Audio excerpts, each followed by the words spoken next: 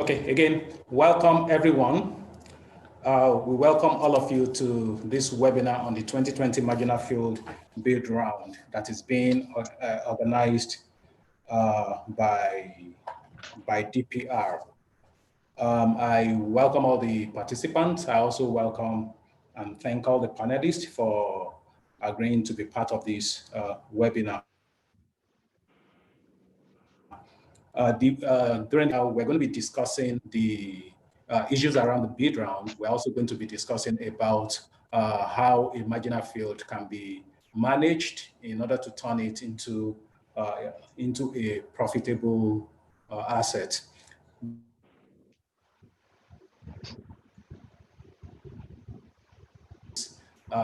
Steered by Energy Hub. Alex is a commercial and dispute resolution law firm. We practice across a range of sectors. We cover virtually all the sectors and all the business sectors and activity sectors in Nigeria. We have specialist lawyers who can attend to different aspects of clients' needs. We have on the panel, we have Dr. Amiafori Felix, Dr. Felix Amiafori on the panel. And Dr. Felix is a seasoned petroleum engineer with more than 3 decades of experience, of which about 21 years were in senior and executive management position. He was the MD CEO of Energia Limited for about 9 years, and he led the company to first oil production, and during his leadership, the company attained about 8,000 barrels of oil per day. Energia is one of the successful marginal field operation. He was also vice president at Mat Resources, and he led the company to first oil in the production of Umazege field. Dr. Felix is also a pioneer general manager at New Cross Petroleum Limited. And he had also had stint with SPDC as a production technologist in the Eastern Division in Port Harcourt. Dr. Felix is currently a consultant, an executive consultant operation in New Cross Pan Ocean, and he's also the MD of Lowry Refinery. He is the promoter of Energy Hub, and he's a professional registered with a different professional group, including ICA, ICEN, EEI, IPS, SPE, and IOD. We also have with us Gloria Iregbunam. Gloria is the GM Legal and Company Secretary of Lake Oil Limited. Lake Oil, as we all know, is an indigenous E&P company with assets in Nigeria and Namibia. It is listed on the London Stock Exchange and backed by some of the largest global institutional investors. Lake Oil operates out of offices in London, US, Namibia. Lake Oil's African activities are coordinated from Lagos. Gloria is a member of the management and leadership of the company. She has the legal department in providing services to the rest of Lake Oil Group, including general exploration and production focused legal support, transaction advice, company secretarial services, corporate governance and compliance monitoring, and dispute resolution support group support for the group.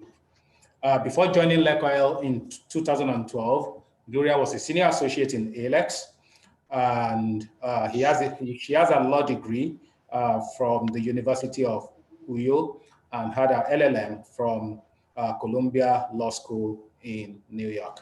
She's qualified to practice law both in Nigeria and in New York.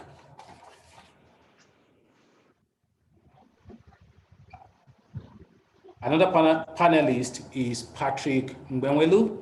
Patrick is the head of investment banking. division in FBN Quest Merchant Bank Limited.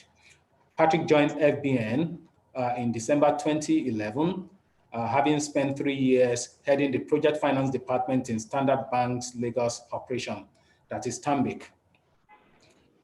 He joined FBN Merchant Bank with over 20 years banking experience, out of which 18 years has been dedicated primarily towards financial advisory, debt restructuring, and debt arranging.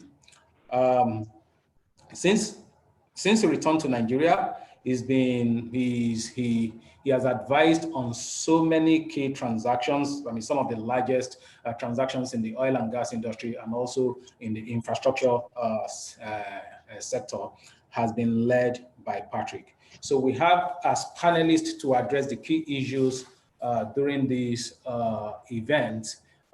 So we have Dr. Felix, we have Patrick, and we also have Gloria available to answer the various questions that the panelists will be attempting to explain in order to talk us through the bidding process and also discuss about the things that are important in the running of a marginal field company. So again, welcome to all the panelists. So we're going to start. We're going to start this session by inviting Felix to give us a short update on marginal field development and marginal field operations in Nigeria. Thank you, Felix. Good afternoon, everybody. Thank you so much, Shino, for the introduction. Good morning, Ogasuji. Good afternoon. I can see you. Beautiful. The time is I'm just going to share a screen.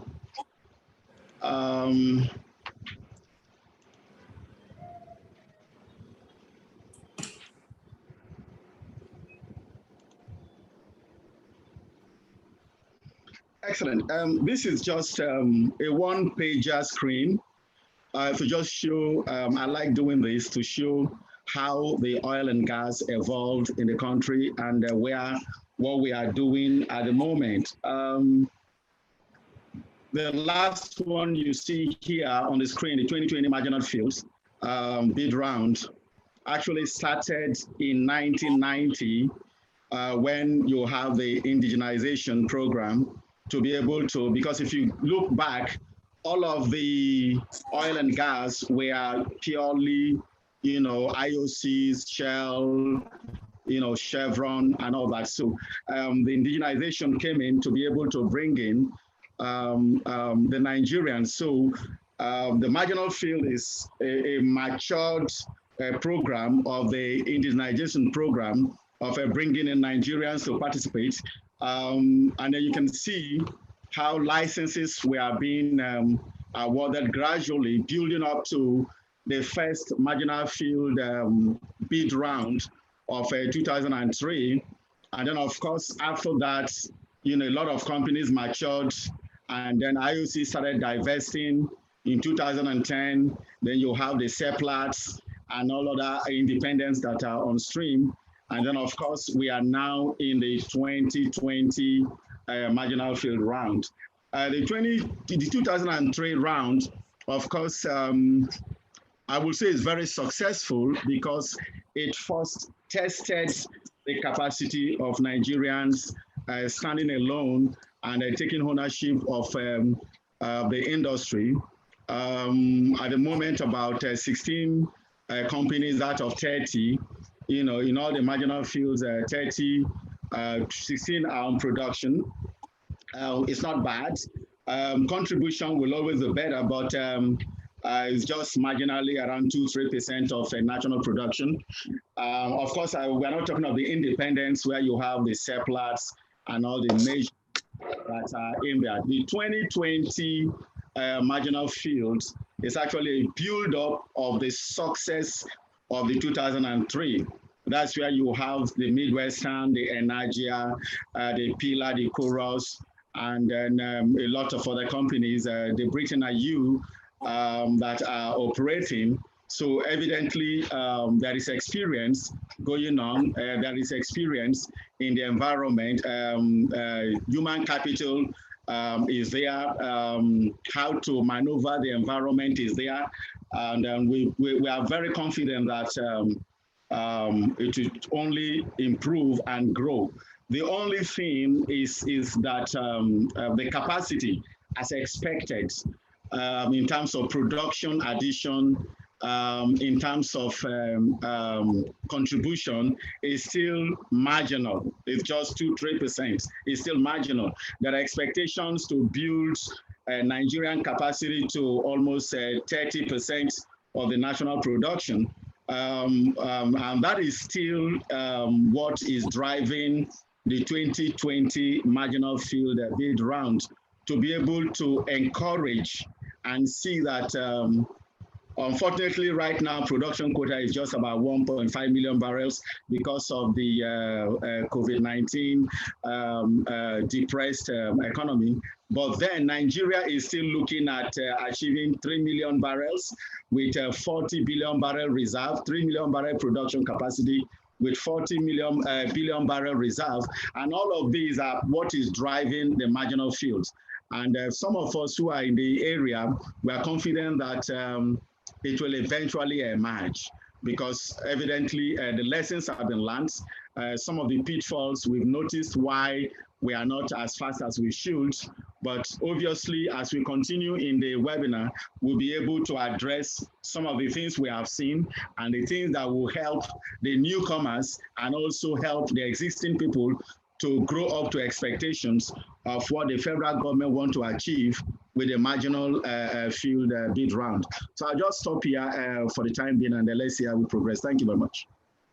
Yeah, thank you very much, Felix, for that opening and for providing that background.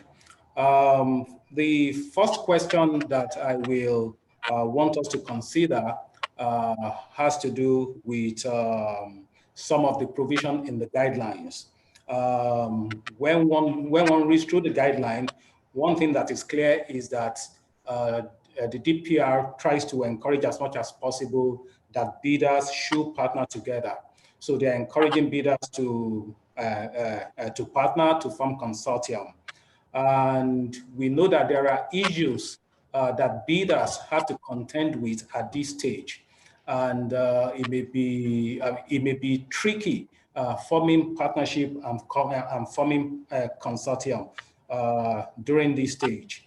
So the question is, what are those important issues that bidders, investors need to start considering when they are putting together their consortium, when they are putting together their partnership, when they are drawing up this agreement? What are the things that should be uppermost in their mind, considering that at this stage, they're just putting in a bid and really they can't say with 100% certainty that their bid will be successful. So what are those important things that they are expected to consider? Gloria. All right. Okay. Thanks, Shino. Thanks to Alex for organizing this, and thanks to the other panelists for participating. I'll try and keep this as succinct as possible. I think in considering the issues, thinking about the issues you want to consider, the first thing you want to do is you have to think long term, particularly because the guidelines indicate that there's a possibility of government backing, and then the issues are about follow-up negotiations that you might need to have with your farmer. So that's the first mindset you need to have. Then the issues they're the more obvious issues, like your transaction costs, who's going to be responsible for it, especially if your bid is, touch wood, unsuccessful. And those things really add up. You're talking about legal costs, you're talking about CPR costs, your financiers might want to more CPR. So you're probably looking at incurring quite a bit of cost. You also want to think about how you're planning to fund your work program. That's pretty critical. You're thinking about also rules and obligations for technical responsibilities, your voting rights, and the grounds on which you can terminate, walk away if you want to. Then apart from these obvious issues, there are the more underlying issues, which relates to your understanding of your partners. From experience, I find that the partners that work well together are the partners that are subject to the same sort of reporting obligations. So if, for instance, you have a partner who is listed and you have a partner who is not listed, then you realize that one person is going to have more stringent regulatory obligations than the other one. So it is your role to think about that, map your partners very well, understand where the gaps are, and make sure your bidding agreement or your consortium arrangement or whatever you call it, thinks about those issues and provisions for them, so that you're not in a situation where one person needs to do this and the other person doesn't want to do that because the person is not subject to it. So those are the more underlying issues. I think the obvious ones are pretty easy to address. It's the more subtle underlying issues that you will probably want to hear. Okay. Thank you. Thank you for that, Gloria. I think she's pretty done with answering the question. Pretty much. Okay. Yeah, Gloria, you're done, right? Yes, I am. Oh, okay, good. All right, so thank you for that. So it's important that bidders pay attention to those key issues in putting together their partnership and their consortium. However, during looking at the guideline and also looking at the Petroleum Act, an important thing, an important issue when applying for a petroleum concession is financial capability. It is assumed that most of the bidders who are going to be coming in are going to have technical capabilities in one form or the other. But sometimes the big issue in the room is financial capability. So at this point, bidders need to start seriously considering financing options. So I'm going to be directing this question to Patrick. What options should bidders be considering in order to raise the necessary bid bonds and provide convincing financial capability for their bids? Because they will need to raise bid bonds. They will need to think of how they will pay immediately after being awarded the block. They will think of how they will have to pay the signature bonus and things like that. So what options should bidders be looking at in order to present a convincing argument to DPR that they have sufficient financial capability to manage the assets they are hoping to win? Good afternoon, ladies and gentlemen. Shino, thank you very much, fellow panelists.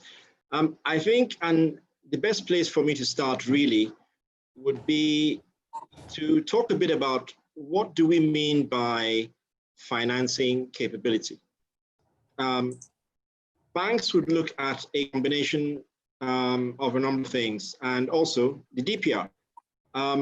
Financing capability essentially involves two things. First of all, they'll be looking at the strength of the consortium's balance sheet. That's one. So the consortium's balance sheet. And the reason why that is important is DPR, of course, would want to make sure that we don't necessarily have firms that have set up shop yesterday and are looking to come in. So even though you might have one or two firms with limited experience, but the combined financial muscle of the balance sheets of the consortium. So that's one angle in terms of financing capability.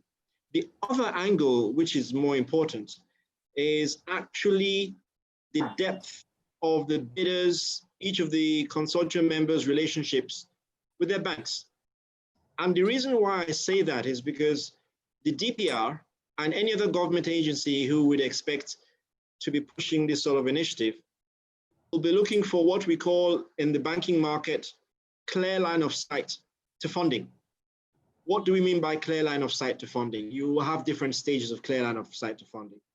But essentially, they'll want evidence that there is one or two financial institutions that have provided the bidding consortium with a letter that they will support them to the extent that their bid is successful. So the depth of relationship is key. You talked about financing options. What are the financing options? The financing options are extremely very, very wide, but of course, it needs to be tailor-made to not just the oil and gas industry, but specifically to the asset. People talk about acquisition financing, forward sale agreements, reserve-based lending, but I think without going into too much detail, because lenders would be looking to finance these assets based on their reserves, the banks would want to make sure that the reserves after due diligence are sufficient to amortize the facility, which indirectly takes us to a reserve-based lending structure, which comes under the umbrella of project finance.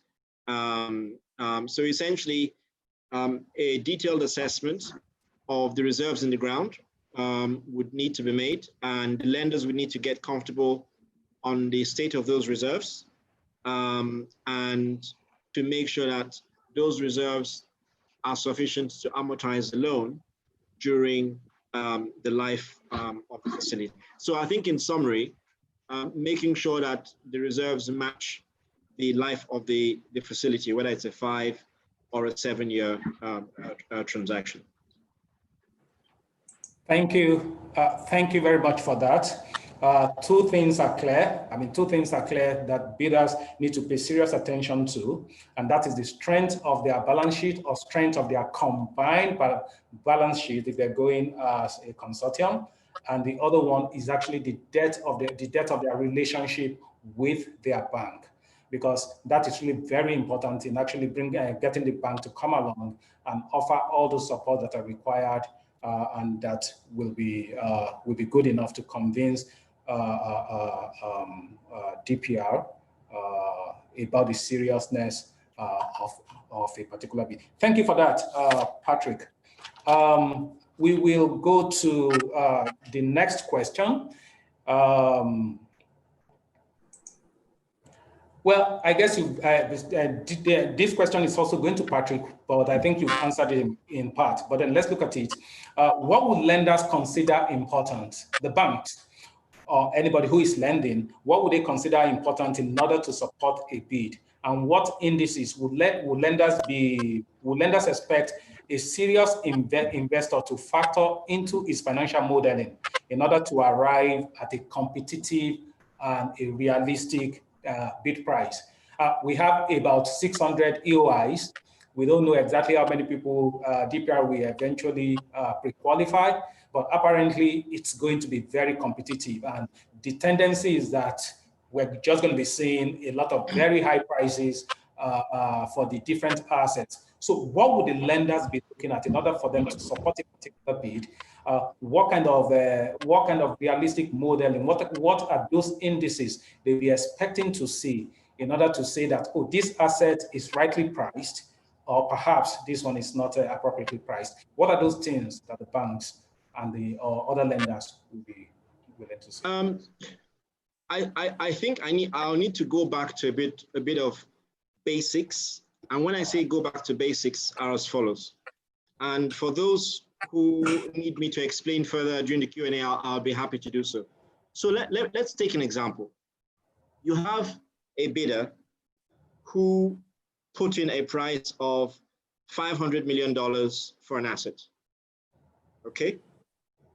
However, when the lenders eventually looks at the cash flows over 5 or 7 years, the lenders then realize that the reserves in the ground at a given oil price deck, or whether it's $30 per barrel or $42 per barrel, can only generate $300 million over 5 or 7 years. So when a bidder is putting in their bid, they need to make sure, the amount of information that might be available initially might not be quite significant. So how do you plug the difference of 200 million? And even if you plug the difference of 200 million, the banks would still want to see a reasonable skin in the game, right? So the consortium members would need to actually put in more than 200. So they've put in a bid for 500. The financial model shows that the reserves in the ground can only generate 300.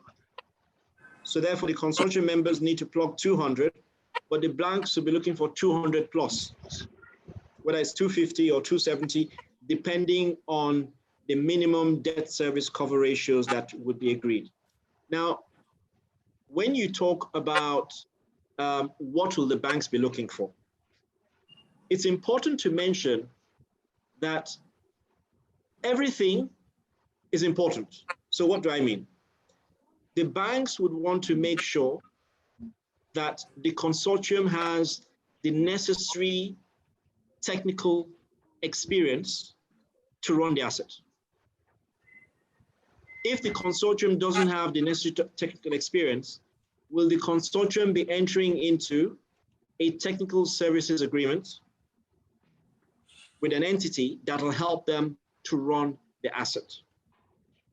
In addition, how will the crude be evacuated? Who owns the pipeline? Community engagement issues, which have now actually come to the fore. Environmental and social impact. So when we say what are the important things that banks would look at, banks will look at issues in combination. Now, we don't have too much time on this call for me to go into too much detail. But when you now move on, you say, right, what are the metrics in the financial model? So the banks, for a start, will be looking at making sure that the asset can generate a minimum debt service cover ratio. And what do I mean? Essentially, assuming, let us say, the cash that you have available after you've paid all your expenses is 10 naira, and your debt service is 5 naira, that means your debt cover ratio is 2 times, because your cash available covers your debt twice. So some banks will ask for a minimum debt service cover ratio. So they'll look at the DSCR. They'll also look at what price deck assumptions have you assumed in the financial model. The price deck assumptions need to be realistic. And this is something that banks have now taken extreme close scrutiny at. So even if oil is going at 42 barrels per day, the banks might insist that your financial model is run at 35 or even 30. Now, to compare how you're running your assets compared with other transactions that have been financed, there are certain industry benchmarks. So the banks will want to see what is the OPEX per barrel from your fixed and variable cost compared to other successful deals that have actually been done in the market. What are the tax and capital allowance assumptions that you've assumed? I mean, some bidders might assume, we're not sure you're going to get a 5-year tax holiday. The banks might want to insist you run the financial model with the tax holiday switched off. And then your financing plan.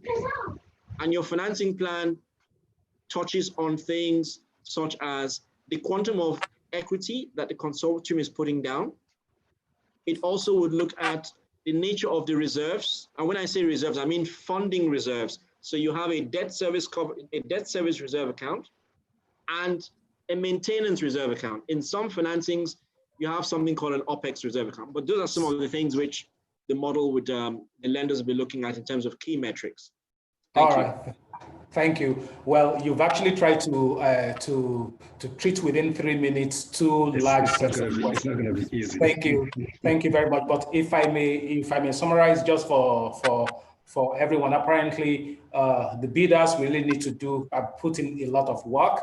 They need to consider how they will operate, how they will evacuate products from the field, what evacuation facility will have to be used, community engagement, environmental issue. And then on the financial side, they need to look at their DSCR, debt service cover ratio, their price deck, and that's very important considering the issue of coronavirus. I mean, the impact of coronavirus on the sales of crude, the OPEX per barrel, tax assumption, and also their financing plan. Thank you for that.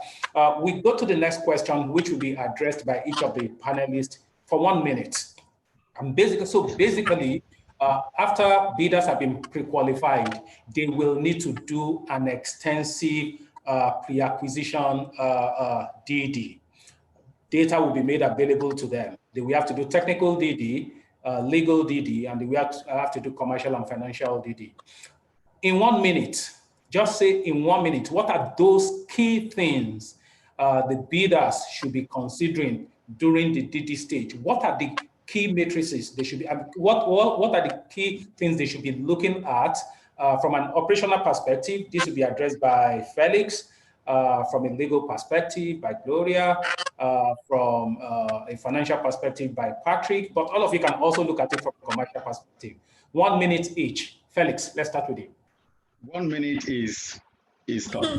Okay, okay, the truth is reserve, but for those of us who are also engineers, reserve also have to talk about the kind of oil, because you can have 100 million barrel reserve and it is not technically producible with current technology.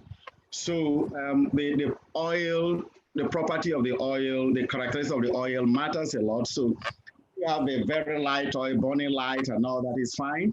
But where your gravity starts going down south, then the reserve is there, but it has to cost you additional technology to be able to commercialize the reserve. So that is very key. I also know for the finance people. Then the other one is actually, it is a marginal field, so there is discovery. One of the things that is very clear is that you have to know the age of the discovery, because you probably found out that you have to almost literally drill a new well to be able to go in. Even though the reserve has been booked, you cannot assess the reserve through the existing drainage points. So all of those things you must ensure, because you just look at the reserve and you are not careful, there is a well, you didn't check whether, how old, whatever it is, you might go there and end up drilling a new well, and that is not the way to start a marginal field. You might not make it easy. And then, of course, closeness to evacuation, Patrick mentioned it, which is very critical. You have to be able to ensure that it's not going to cost you a fortune to evacuate the crews. That is very critical. Then one thing that is very important, Patrick mentioned it, is the community. 10 seconds. Look. Whether the environment is hostile or friendly is very key, because you can go into an hostile environment and you are dead on arrival. That you must screen out to make sure that you are not in a mess. 1 minute is tough, but I think I'll stop. I agree. Thank you very much. Gloria, what are the key legal commercial issues they should be looking at? 1 minute. I don't know why you're asking me to attempt the impossible. Give it a shot. Okay, so apart from your standard DP on your any existing disputes, a couple of things nuances that you might want to be conscious about. If you're looking at the field, first of all, your DD has to match the field that you're looking at. So if you look at the field and there's a possibility that you might be straddling another field, then you know that you're probably going to extend your DD to the next block and the partners on the next block, because those are the guys you have to relate with. Then you're going to be looking at any existing encumbrances. How far does the security extend? Does it affect your field in any way? Important really is the tenure of the lease versus the tenure of your marginal field. The reason that is important is the tenure of your lease may affect the tenure of your marginal field, and that is, for Nigerians, it's not too much of an issue because we're used to it. But if you're raising funds from outside Nigeria, and they need to understand that how can you have a field that is 5 years and then you have a lease that has a tenure that is less than 5 years, they want to see some kind of security as to how that field will be maintained, even if the other lease is expired, withdrawn, terminated, whatever the case may be. You also want to look at community MOUs. Are there any existing relationships with the communities around that place? You want to see what those MOUs are, what those commitments are, how they affect you, or what the expectations of the people or the communities around that field will be. You also want to check out your land acquisition rights, because what you get from your marginal field is your subsurface rights. So you still have to talk to the guys at the top. How much land do you need? What's it going to take for you to acquire? depending on your evacuation strategy, what kind of rights of way for pipelines are you looking at? So that's it. Am I done in 1 minute? Fantastic. I know you can go on, but that's just fantastic. Let's hold it there. Patrick. Patrick? Okay, my 1 minute starts now. I'll try and be very, very brief. From the financing investors, things which bidders should be extremely careful about. Don't just jump at any pocket of money that's thrown at you. You need to understand, because the people providing you with the funding, banks, they will have conditions precedent. What do you need to satisfy before you can draw down? Some of them also have conditions subsequent. The things you need to do after they've given you the money. You need to also be very, very careful of change of control. Are there change of control restrictions? Because normally in a consortium, you might want to change consortium members later on. You might want to IPO later on, and those clauses would come back to bite you. Security, what's the rate of interest? The tenor, you need to make sure that you're careful on the tenor. Unfortunately, in Nigerian banks, we have a constraint of 5 to 7 years. And then what are the default provisions? And then most importantly, when you're getting the funding, don't just get funding for the acquisition. Get a package so that the funding includes a bucket of money, acquisition, and field development plan. So you paid to get the marginal field, but you also need money to develop the field. So you need to size that. And I think this is one mistake a lot of players have made. Then the second is the banks. There are banks in this market who understand oil and gas. And there are banks in this market who don't really have a deep knowledge of oil and gas. So go to lenders who really understand the industry and who would not be giving you a 1-year facility, expecting you to repay in 1 year when you're still developing the asset. Go to lenders who will also understand that at some point in time, you might need to come back to them for additional funding and things. So go to banks who understand the industry. Finally, although there are more, patient capital. In terms of the funding providers, I'm not trying to say that private equity is not a good source of liquidity. It is, but there are certain pockets of liquidity who look to cash out within 3-5 years and take their money and go. So you need to be careful that you're looking at long-term providers of funding. Thank you. Thank you very much. The panelists have given series of items that a bidder really need to start considering at this point in time during their DD stage, and there are really a lot. I will just run through a few of them. The type of oil in the field, the age of the discovery, the tenor of the lease, MOUs with a local community, right of way. Don't just jump at any money that is offered. Check the CP, check the change of control provision, and also check the tenor. Try and partner with banks that have experience in oil and gas, and as much as possible, as much as you can, look for patient capital. There are many more things that they've been able to list in just 1 minute, and we thank them for that. So we will go to other sets of questions. We will stop looking at the pre-submission issues or pre-submission stage. We are going to be looking at post-award stage. So you have won the asset. People have won the asset. They've been announced as the successful bidders have been announced, and then they need to start making payment, and they need to start firming up their documentation with the leaseholders. So the next series of questions will be focused on documentation issues that are likely to arise. That a bidder or that a successful bidder is likely to face after the winning bid had been announced. So the first question on this, naturally, we go to Gloria. The question is, what approach should successful bidders take with respect to their engagement with the farmers during the negotiation of the sale documentation? What are the reps and warranties that they should be asking for in order to protect the integrity of the assets they have just won. Because now they are in the asset, now they're going to start operating the asset, but they need to first negotiate the documentation. What are the things, what approach should they take, and what are the key things they should pay attention to during the documentation stage? Gloria. Great, thank you, Shino. So first of all, I'll highlight again that this is not a one-size-fits-all package. The legal approach you will adopt will depend on the field, it will depend on your understanding of the partners or your consortium, it will depend on your understanding of your head farmer. And also, you must do all of this because you heard from Patrick that the banks will look at everything, and I can affirm that they will look at everything. So you want to do all of this, having in mind what your funding commitments are and what your financiers expect from you regarding operation of the field going forward. With that said, that at the back of your mind, I think some of the things that you want to look at, aside from what what you get from, if you have a good law firm, good counsel, you're likely to get very good legal guidance. But the other things that you probably want to look at, especially with regards to the bid guidelines themselves, there's a slight distinction between these guidelines and the guidelines from the past bid round regarding deep drilling rights for deeper pools found in the course of deep drilling.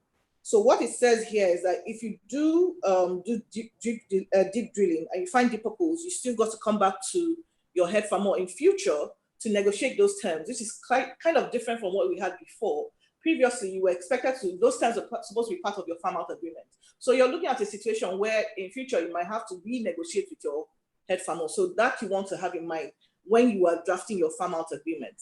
A couple of other things you want to think about is you also have the right to encumber the field for the sake of financing, because the guidelines say you can't encumber your field in any way. So you need to ensure that you have that carve out so that when your financiers are doing their DD, it doesn't seem as if you're trying to do something that you're not allowed to do. Another thing that might come up might be, and this is from a practical perspective, the guidelines say that the marginal field doesn't become effective until you get approval from the president. But we know that red tape, bureaucracy takes some time, and you might not actually get that signature for quite a while. Whereas on the operational side, you might have compelling reasons for you to start operations. What if you have a rig that fits your field and you want to get, if you don't get it, if you don't grab it right now, you might lose it. What if the weather is changing? There are a couple of other things that might make it impossible for you to wait till you actually have pen on paper. So you want to think about that situation with your head farmer and work out something in your farm out agreement that gives you some protection if you find yourself in that kind of situation. Other things that you want to look at, of course, we've mentioned the tenure of the lease. You want to get some clarity on what the impact of a sale or a withdrawal or a termination or sale to assignment to a third party, what would that do to your field? You need to be very clear about that, especially if you're getting your financing from parties who are not very familiar with the Nigerian industry and how it works. I think, yeah, probably you also want to think about evacuation or what existing agreements govern the evacuation, especially if you're going to be using your head farmers evacuation facilities. Okay. Thank you for that. We need to run along quickly, so I will just go to the next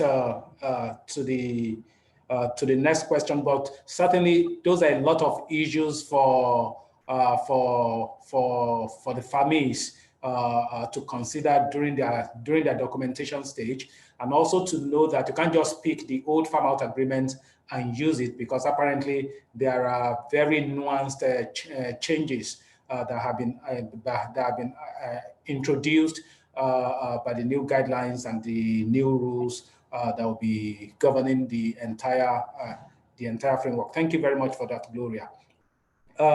So at this stage, and I'm directing this question to Felix. Winners are going to be interfacing directly with the farmers. There are certain information they have not obtained from DPR. Felix, can you just address very quickly at this stage, what should the winners, now that they've started interfacing with the farmers, what are the key questions they should be asking the farmers with respect to the particular asset that they have won?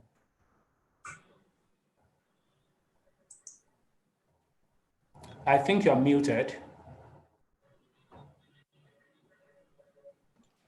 the guideline for the first time made provision for CPR, competent persons report, and then also individual field report.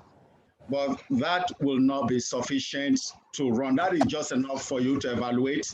To run the asset properly, you would want the farmer to be able to give you, depending on how many wells have been drilled, depending on if there are existing facilities, depending on what they have done in the asset, you will want those well information in their well files, in their things to be transferred to you, because you don't want to go in there and then find out that there are things that are not available and you want to reinvent the wheel.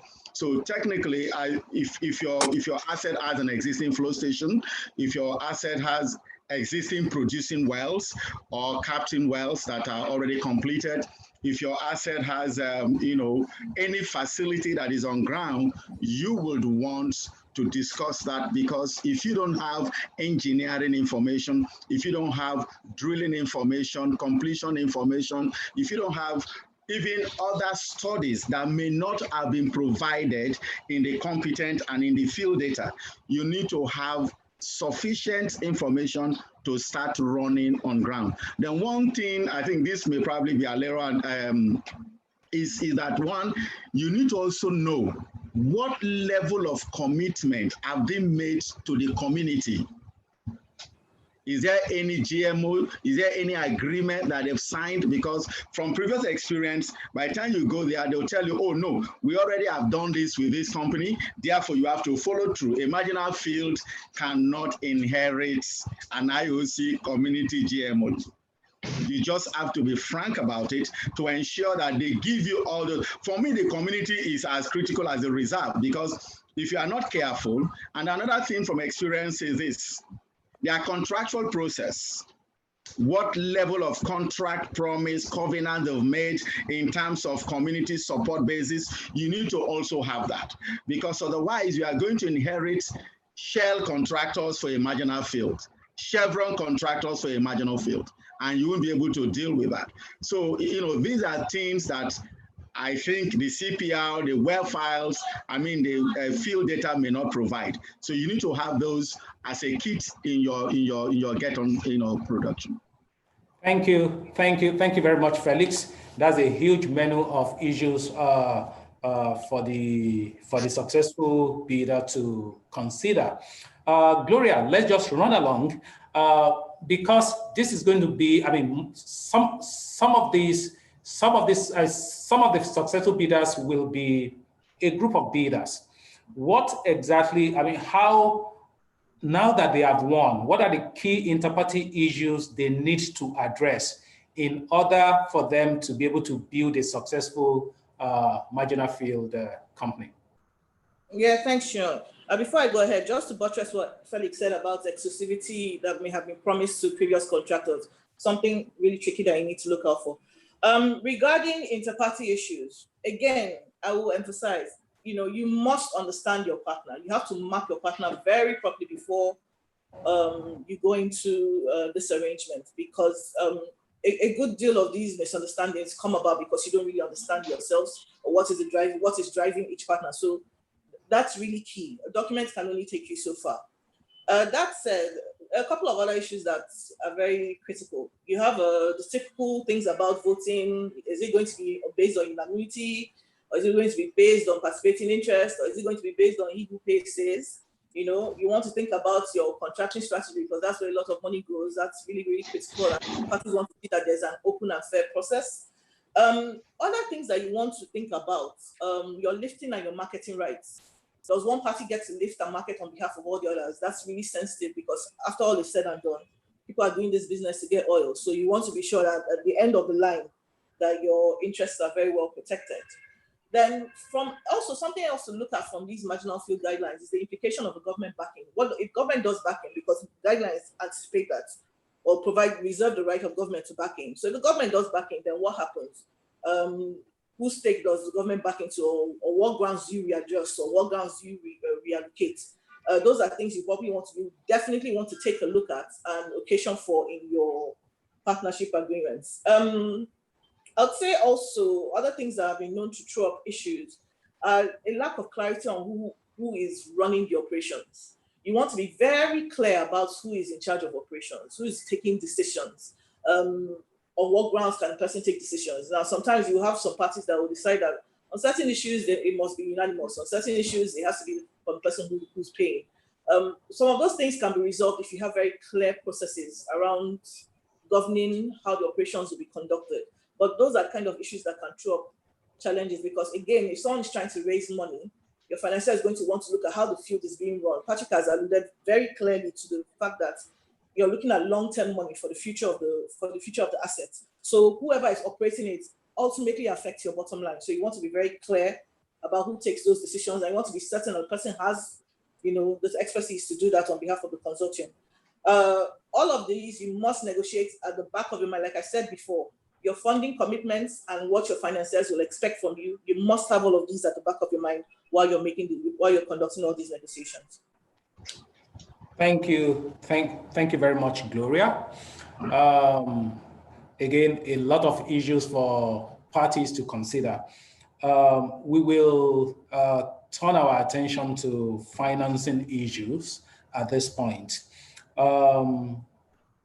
So immediately winners are announced, they're going to probably be receiving a lot of offers from technical partners, offers for people who would like to put in some investment in the field.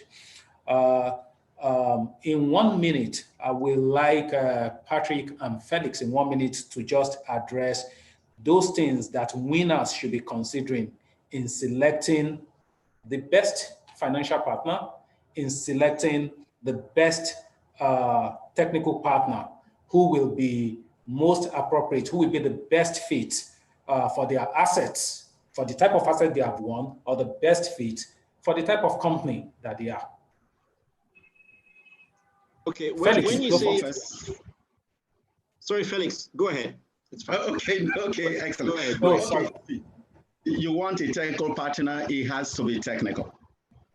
It has to understand, how to get oil, how to get it cheaply or optimally, and how to move it from one point to the other.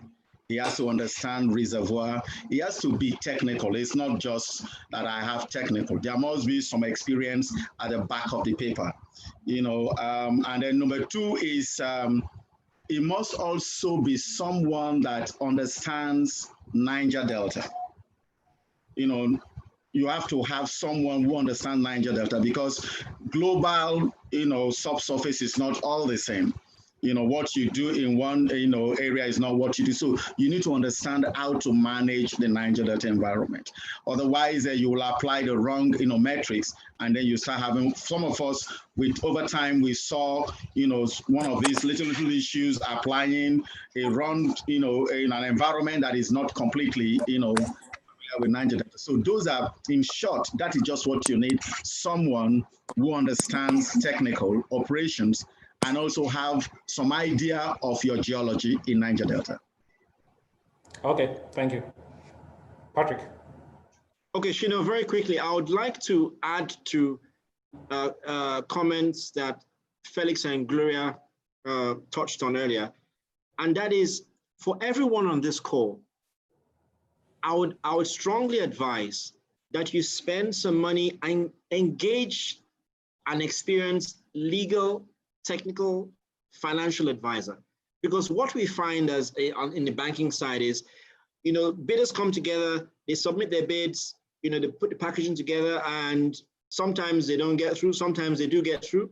And when they come to speak to the lenders, there's so many gaps. But we find those bidders who spend a bit of money and have advisors on board, get a good financial advisor, technical advisor, legal advisor, who have had the experience of doing this sort of things. It cuts down the bidder's work, significantly. So anyway, I just wanted to throw that in. But going specifically to your point, the most ideal partner really is a partner that actually has a vested interest in the asset. So what do I mean? there are a number of financings where one of the lenders was actually the off-taker, right? Now, it's unlikely that you might have that sort of structure, but on some financings where you have someone who is actually providing you with part of the money to acquire and to develop, and they're also involved in off-taking the product, right? That actually we've seen helps to create a win-win. I wouldn't be specific as to which assets, but that's excellent. So, but I think in summary, in terms of a financing partner, looking for banks who really understand the oil and gas industry, who have a track record of lending to the oil and gas industry, so that you both speak the same language. And I think just to wrap up, please, when you're applying for your financing packages, please also remember to bolt on the amounts that you need to develop the field, not just the amount for the acquisition. Okay, thank you. Thank you very much for that. Still on the issue of financing, winners will be considering and they'll be getting advised on a number of financing options. People will be speaking to, they'll be considering long tenor financing, high leverage, reserve-based lending, like you have mentioned, project finance, mezzanine finance. Which of these options, or a combination of them, do you think commercial lenders or trader financiers will most welcome, and why? There are a bucket of other funding structures, but I think on the face of it, if I was looking at funding one of these marginal fields, the funding route that I would prefer would be an RBL. And the only reason why I would go down the RBL route is, you remember Felix said you can have reserves in the ground, but those reserves might not really be economic and you need to spend money to actually develop. So I'll go for the RBL. And the reason why I'll go for the RBL is because I want to make sure that what's in the ground can repay my facility. And that's really what underpins the reserve-based lending. Now, there was another point which I forgot to mention in terms of the metrics in the financial model. Now, some bidders, when doing their modeling, they assume that the asset will run for 365 days a year, and they also assume that there will be zero pipeline losses. So the banks, the banks would be taking a quick look to make sure that in your financial model, maybe you've assumed 330 days. Perfect, so because you need some time for repair, maintenance, and all of that, shutdown. And then secondly, you need to put in some allowance for pipeline losses. But we've seen where it's 100% going through 365, or maybe even 366, if there's anything like that, operating days per year. So those are some of the things which I think we need to take into consideration. Thank you very much for that. We will run through the next set of questions in 10 minutes, and then we will take questions from the participants. But this, we're just going to be asking about operational issues that the potential winners need to start considering at this point in time, or even current operators of marginal field. Felix, can you highlight 3 issues that operators will need to address in running their new assets? So after getting this new, what are the 3 issues they will need to address in running their new assets in order to maximize profit and minimize risk? Okay, thank you, What the assets? Yeah. Excellent. I'm not sure that, let's hope that a company will have one asset, so you don't have to have a joint venture partner.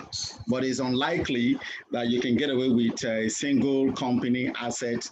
I'm not sure. So I would be premising on joint venture relationship. So the first thing is that the company itself, before you even start, you have to check your corporate governance. You have to make sure that your company can run the assets in terms of who are the participants in the company. You have to deal with related party issues. You have to deal with how to share and how to invest. That is important, because if that is lacking, whatever technology you have, you will run into a drain. So the company must, in fact, the finance guy will also, one of the experiences we've had is that many of the companies are not structured to stand alone. And so in terms of corporate governance and loan acquisition and all that, it's one of the things that I've always clamored that companies must be structured independently to deal with its operation and not too much of a family friends environment. That is one area that has to be looked at. The second area is joint venture relationship. It's very clear that Nigerians are not very good joint venture partners. So once you have, I mean, there is no, we can't mention names, but most of the problems are partnership. They fight 1 year, 2 years before they start operation. And so that has to be dealt with. That must be structured. That must be understood. How do we pay? How do we spend cash cost? In terms of whether you like it or not, issues of sharing of contract will come in between operating partner and non-operating partner. That must be settled somewhere before you go to site. And then, of course, the third one is the community environment. Is very critical, because a lot of companies have been shut down by communities, and then they borrow money from Patrick. They can't go to site because they've not been able to resolve. So for me, these three are key, that if you solve these three, you can go to site and run. Actually, Patrick, you don't run 365 days in Niger Delta operation. You know that. You run, it's not there. But honestly, Felix, I know. But some people do that. Some modeling show that. So it's just, No, it doesn't work that way. We've been here long enough to know it doesn't work that way. So honestly, in my perspective, if you're able to nip these three areas early and close it, operation will become profitable. Fantastic. Thank you. Again, Felix, before you go off, just quickly address this. How should winners be thinking? I mean, the owners of these new assets, how should they be thinking? What should be their thought with respect to the role that technology adoption will play, the role that the type of staff they hire will play in the efficient and successful operation of their assets, with as much minimal cost as possible. Yeah. Great, super. I will break it into first oil and then development, because the first oil is very critical. For me, in the first oil, deal with experts, deal with consultants and minimal, payroll staff. Deal with people that will get your oil to the tank, because that is really the proof of the pudding, because you need to you can hire everybody, and then the cumulative, experience capital is very low. So in the first soil, deal with people that know what to do, how to do it, and you cut your days. Actually, the money spent is on errors and number of days. If you get the wrong guy, you spend 30 days instead of 1 week, and you spend $10 instead of $2. So my recommendation is that the first soil environment must deal with expertise, must deal with people that understand it. You need to have what I call asset holders, who are staffers, but they should not overwhelm the payroll, because it's not, you just need experience. Then technology, I also want to put a caution on technology, because you have to be careful, because a lot of people are selling their technology. And our experiences are, they come to your sites and they stay there and they stay for months. So you must have people who understand the operation to negotiate your technology for you, so that they can have optimal technology timely, because, some of these, companies who do service and technology, half of the time they come to site, unfortunately, so for 1 week operation, they spend 1 month operation.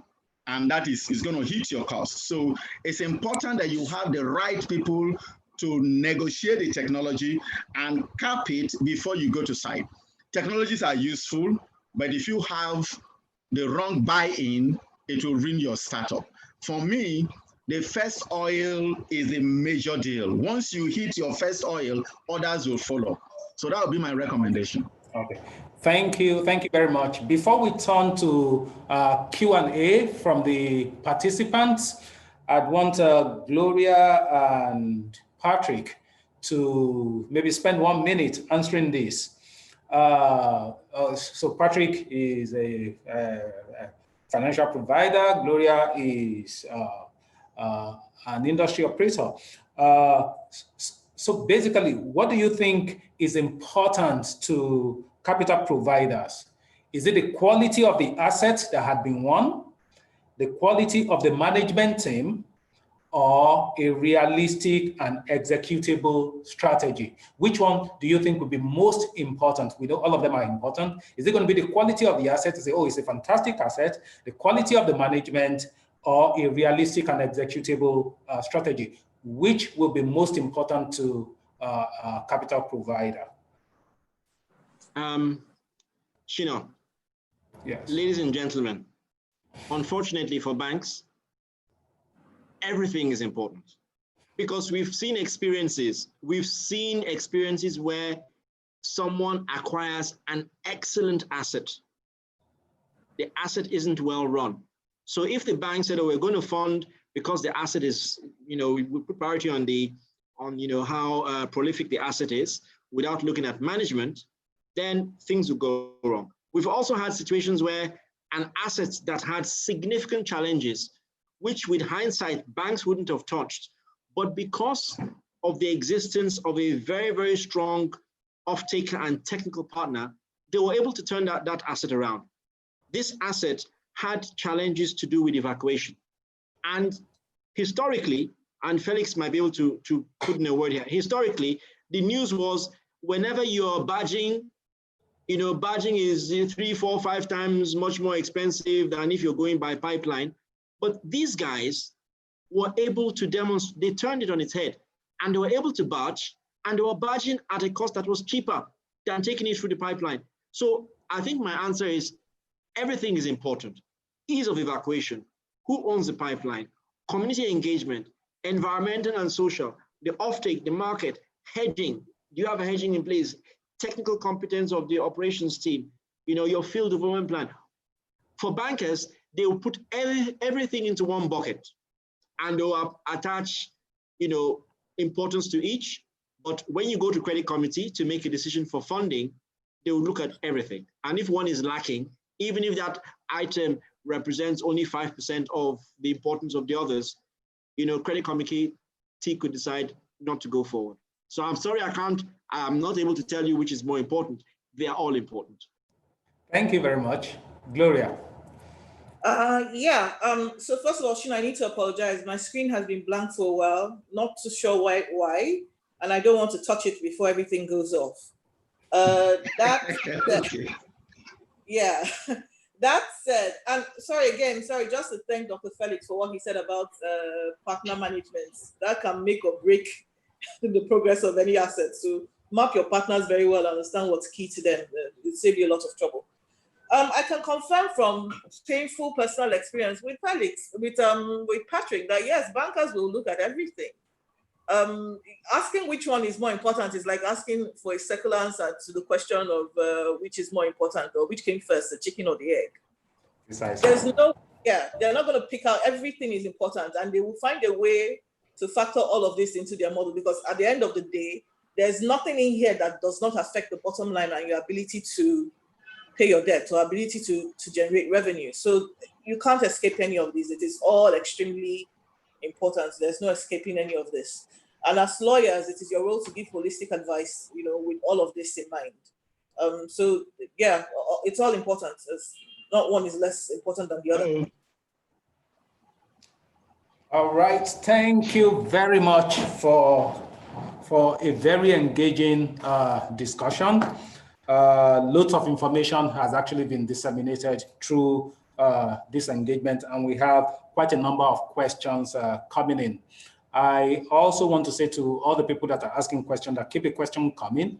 We will not be able to attend to all of them, but what we will endeavor to do is to ensure that you actually get answers to each and every question that you have asked very, very shortly. But then some of these questions I am going to throw to the panelists, and hopefully they'll be able to address them as quickly as possible. The questions we're going to be asking are just going to be a few that I'm going to be reading out. These are questions from the Q&A chat from the platform we're using. I will just read out a few of them, and then the appropriate panelist will respond to the question. The first one, the first one says that considering the requirement for a strong balance sheet as one of the factors DPR will consider in the award of marginal field to bidders, will it be right to conclude that the application for marginal fields is not meant for newcomers, but for the existing big players? The second question is, has to do with gas monetization. How can potential marginal field operators monetize the gas, maybe if the field is gas rich, taking into consideration the low commercial feasibility of gas projects?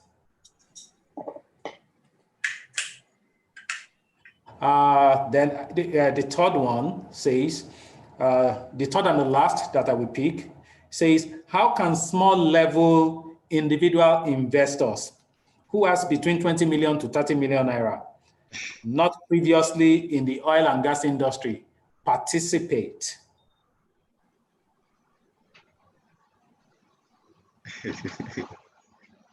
Okay. So those are the three questions. The first one is, if balance sheet is important, if the strength of the balance sheet is important, how can newcomers come and play? Patrick? That's Patrick. Yes. I'm happy to take this, and I think I would need to go back to my days when I was in Saudi Arabia, when the Saudi government opened up the petrochemical sector. Before the Saudi government opened up the petchem sector, some of you on this call would know the likes of Saudi Aramco and SABIC, and Shell. Those were the key big players in Saudi Arabia. And to some extent, Qatar Petroleum was also trying to come in through the back door on some of the transactions. So they opened up to the private sector. And there were many individuals just like you and I on this call and participants. Some of us don't even have up to a million naira. But what they did was, through their aggressive networking, they partnered. So if you do not have the financial muscle, the best thing to do is to partner. I mean, initially at the bargaining table, because the amount of money that you're putting on the table, coming together with a group of other consortium members, perhaps your strength and your voice might not be as loud. So your strategy initially is you go in, you pick up, you have a number of years experience, you're benefiting from what is the share of cash flows from the asset. And then, over a number of years, you can branch up. But I think my advice is to say, no, it's the oil and gas industry is not the restriction is not that newcomers cannot come in. Yes, newcomers can come in, but the key is to partner with experienced hands. And I find that's because if you try and knock on the door to DPR and you don't show them the technical and operational competence, your bid simply wouldn't go through. Thank you very much. The second question can be, Gloria, can be taken by Felix. The one that has to do with if it is a gas field, how can the potential operator monetize the gas, taking into consideration the low commercial feasibility of gas projects? Yeah, okay. I think we have an experience with a company that was gas. I mean, most of us know Frontier. It was really a hard nut to crack. You know, start off with a gas investment was really tough because monies were not paid. I mean, bills were not paid. But I think if you listen to what the Minister of State said, that we are in the gas year and in the gas environment, and federal government is paying attention to gas. So I will just believe and hope that it will help. But if you want to look at historical trends, it will be a challenge for an indigenous company to get to a gas asset and want to make money out of a gas asset without any drop of oil. That will be a tough thing, you know, because unless you want, you know, a few guys are, you know, I stumbled on a few guys who are talking of should they do LNG for exports, but that is capital intensive. So, you know, so it's I would rely on the federal government, you know, covenant that this is a gas year and we are shifting to gas, so they will incentivize the gas environment. Otherwise, I will not immediately, you know, take that risk. Okay. The second to the last question, how can a small time individual who has between 20 million to 30 million and who has no experience in the oil and gas industry participate? Gloria, do you want to address it? Would you like to address that? Yeah, sure. I can take a shot at it. I think the answer is you can draw an answer from what Patrick said. Partner. I'll use the example of I'll use Lake Oil as an example. When we first started, nobody has money, that kind of money sitting in their pocket, or well, maybe some people do, but we didn't. But what we did was we spent time understanding the industry. We did basin studies, just trying to understand exactly what we were trying to get into, built a strong technical expertise, and then it was easier for us to make a convincing argument for people to invest in us. And so that's how we, that's how we got going. The flip side too is if you have that kind of, if you have some funds available, but you don't have technical expertise, find somebody to partner with. That's the best bet for you. Find somebody to partner with, do your DD on that partner. Make sure you have addressed a lot of the issues that Dr. Felix referred to about partner management and JV dynamics, and then invest your money and wait for your returns. Okay. That's very good. Thank you. There's a question I could not resist, which I think Gloria and Felix should address. It's a very short question. What are the factors that will determine the signature bonus? Is it just the reserve of the field? So Felix and Gloria, could you attempt this? What are the factors? What do you think will determine the signature? Even in the webinar of the director, he dodged the question. He dodged the question. He wouldn't want to go into it. There have been a lot of speculations, and honestly, for a marginal field coming from history, it should not be a difficult decision to make, but the environments are changing. So I really, this is not a block bidding, this is just a field. And then number two is that it's not only a field, it's not an IOC environment, it's indigenous 20 million, 30 million naira, people investment environment. So signature bonus should be an incentive rather than a cost. But I really don't have an answer to that. Honestly, people will be, people will be a little bit frustrated if it is trending towards a block signature bonus. That would be because, it's money you have to pay upfront. You understand, and you need that money to develop the assets. So it's a big question that even the director probably didn't have an immediate answer. Maybe I don't have an answer to it, honestly. Thank you, Gloria. Yeah, I have to respect my elders. I don't have an answer, but here's what I. Okay. Here's what I can recommend. What parties might want to do is if you find that the signature bonus, like Dr. Felix said, you need those funds to actually develop the field. maybe there might be room for you to negotiate some sort of phased payment of the signature bonus with government. Maybe you pay some down now, and when you get to a certain milestone in your work program, you pay another bit down. When you actually start producing, you pay another bit down. So maybe that's what parties want to look at, as opposed to, the signature bonus is way too high, I can't deal with this. See if you can negotiate some sort of payment plan. Thank you. Thank you very much to all the panelists. I thank you, Gloria, Patrick, and Felix, for bringing the wealth of your experience to talk through the great number of issues that we have discussed. It's really amazing that in such a short period, you have actually covered a lot of things. You have you've been able to explain a lot of matters very clearly, and I'm sure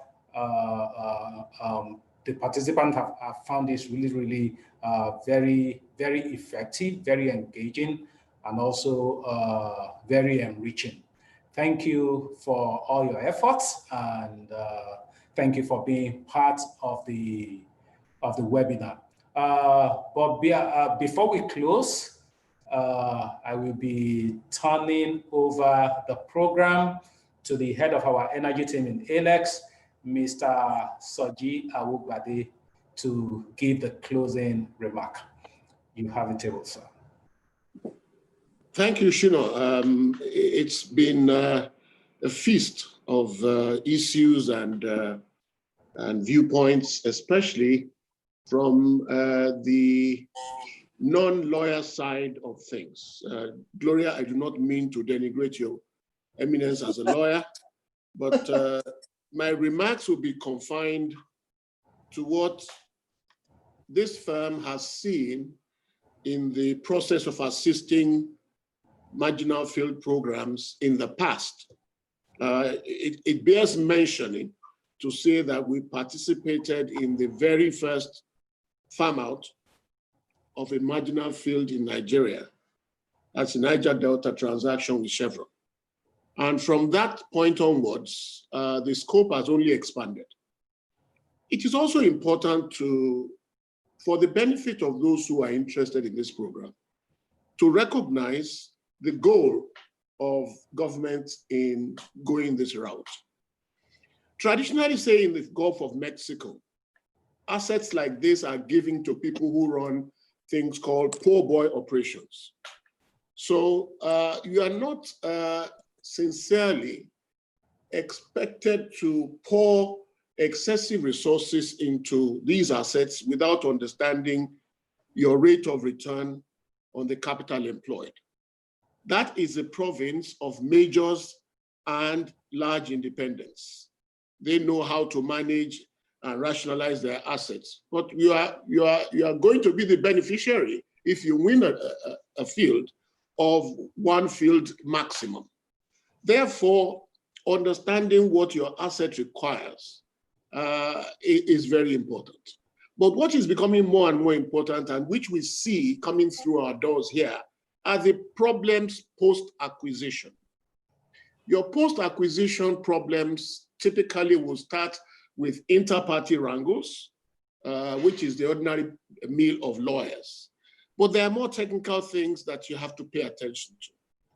The first thing is, what will I do with my production? We have sat in this office and seen people who have production, which they have to take to tank farms and just wait and wait and wait and wait. Your obligations don't go away. So your structure, your financing structure has to be such that you have ways and means around time lags between production and marketing. The next thing is your offtake agreements have to recognize all of the force majeure issues that you're likely to confront. Please have your advisors, whether they are financial or legal, advise you properly on what the force majeure implications of a small operation like this can be. What is more, because of this peculiarity in this Niger Delta basin, we have seen very innovative practices even amongst marginal field holders. So secondary use of product is something that should be at the back of your minds. There are alternative uses rather than just mere production and outright sale. Therefore, another issue that becomes immediately important is the infrastructure challenge that you are likely to encounter. We've been told about barging products. I mean, barging still remains the most expensive way to evacuate products. So you need to have your head around issues as to logistics and barging, not just security alone when you have hit production. Now, what kind of arrangements will you have when you know that the terrain you have to operate in has these, among other underlying conditions?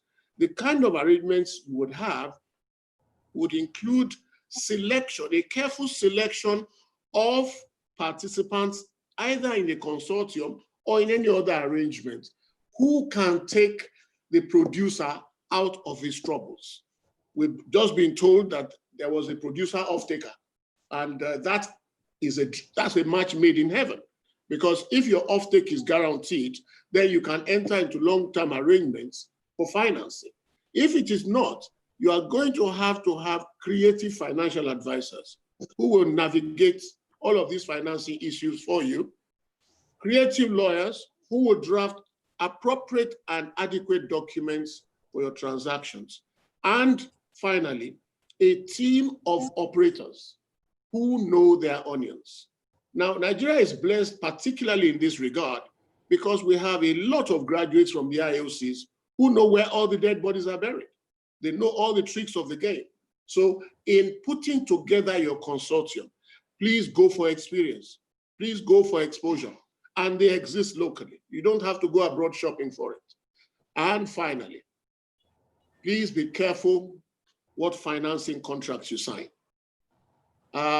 Patrick mentioned an expression which frequently occurs. Something comes back to bite you. Please don't forget that you signed off willingly, and when the owners of those interests want to insist, there will be very little difference. These are the kinds of things we see as lawyers when we act in transactions like this. And it is a buyer beware zone, not just for the financial implications, but also for the technical and other implications. Those will be my closing remarks. As I advise you to mind how you go, there is still a global demand for oil that will keep rising and rising at the rate of 1.7% per annum until 2030. And fossil fuels will still be 90% of the commercial energy requirement of the world. So there's nothing to fear about the market. But please don't go into that market thinking you will sell at $100 per barrel. And beware that you may have to hit the kind of times that we're hitting now. COVID, low pricing, and very low exploration activity. Those will be my closing remarks. I think it's been a very useful afternoon. And like Shino, I would like to thank all those who have participated, especially a large audience of participants in this webinar. Thank you very much. Those will be my closing remarks. Thank you. Thank you very much. And we come to a close. Thank you. Thank you, ladies and gentlemen. Take care. Thank you, guys. Bye. Bye.